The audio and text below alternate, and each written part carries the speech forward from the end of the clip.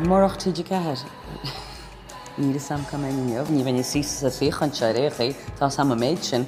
Ní féidir am chu síos ar ceá buach agus táime gona dtíine a thug an seans sin rom a bheith am léthe nuachta i tíide ceair an chéadise. Díchaíb agus fáte go dtíon chéad chlár go nuachtaína dí. Is mis gráinne seoge. Agus is mis Gilly Michali. Dára se cholle bhíle rudrum. Thug se go bla clíame, thug se go London me, thug se go dtíon Afghanistáin me an túsa forma tíide ceair. Dhéing marach tíide ceair níl trú am chumé níomh.